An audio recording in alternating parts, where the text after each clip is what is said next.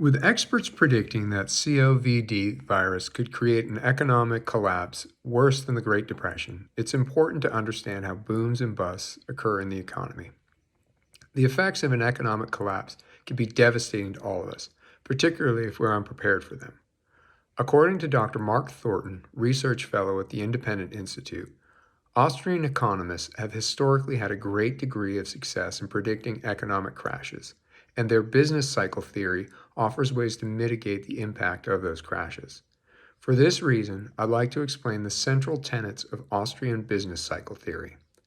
I began studying economics following the 2008 housing crash in an effort to understand how so many people could have experienced such drastic reversals in their finances. Since that time, I've read many books, listened to numerous lectures, and have attended economic conferences as part of my studies. I've been particularly drawn to the Austrian perspective. It should be noted that Austrian economics is not the study of the economics of the country of Austria.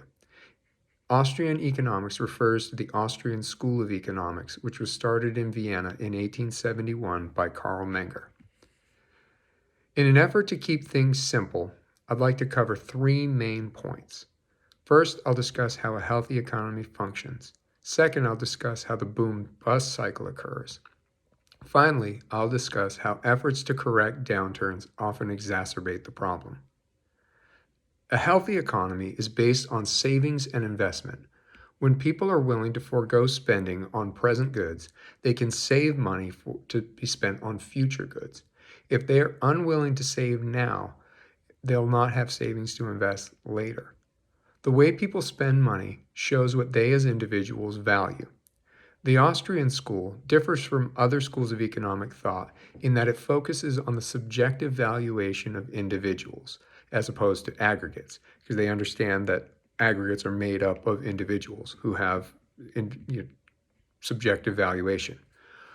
So they hold that it's individual preferences that are what drive consumer demand. The price system works to direct scarce resources to their highest use by using consumer spending to reveal consumer preferences. Leonard Read, founder of the Foundation of Economic Education, illustrates this coordinating effect of the price system in his essay, I, Pencil, which shows how countless antecedent processes and transactions, which only the price system could coordinate efficiently, have to come together to produce something as simple as even an ordinary number 2 pencil. Interest rates are similarly coordinated by consumer spending patterns, and they help to direct savings and investment over time. High interest rates are indicative of people's desire to spend money now and to forego savings in the future. Low interest rates are indicative of people's willingness to forego present spending and save for future spending.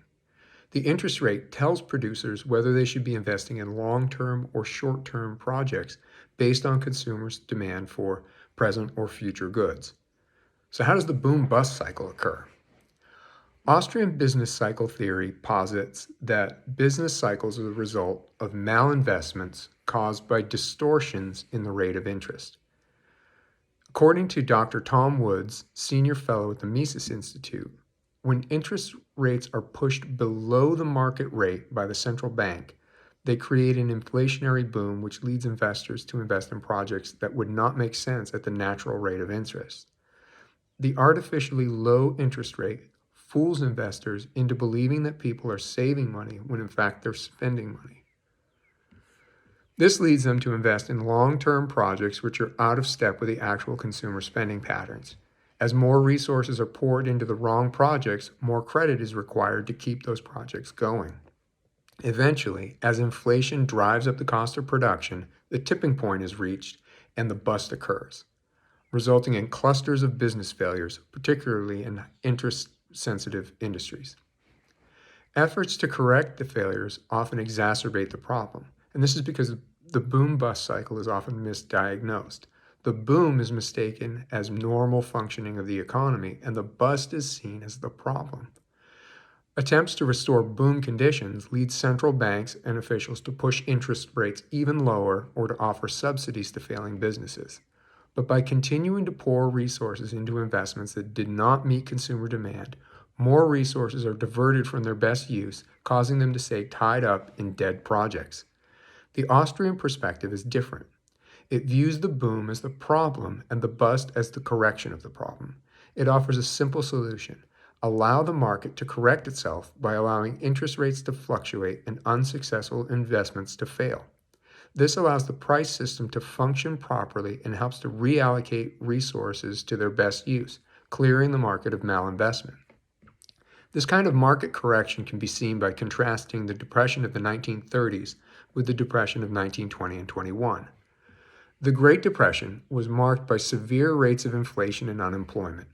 According to Dr. Marianne Rothbard, in his work America's Great Depression, great effort was extended to correct the problem through reduction of interest rates and massive increases in government spending. The result was a depression that lasted 10 long years. In contrast, the depression which occurred in 1920 had even more severe levels of deflation and unemployment. But according to Robert P. Murphy, senior economist at the Institute for Energy Research, government slashed its budget tremendously and the Fed hiked rates to record highs. What were the results? The Depression of 1920 lasted only until July of 1921. In summary, I've shown how in a healthy economy, the interest rate as part of the price system coordinates savings and investments by indicating consumer demand for present or future goods. I've discussed the Austrian theory that manipulation of interest rates causes an inflationary boom and malinvestment, which sets up for an eventual crash in which clusters of businesses will all fail at the same time. Finally, I showed how efforts to correct the crash only make matters worse by funneling more scarce resources into ventures that were out of step with consumer demand to begin with. These are the central tenets of the Austrian Business Cycle Theory. With the current unpredictable state of our nation's economy, it is my hope that this overview of Austrian Business Cycle Theory will leave you better informed in order to make sound economic decisions with your own finances. Thank you.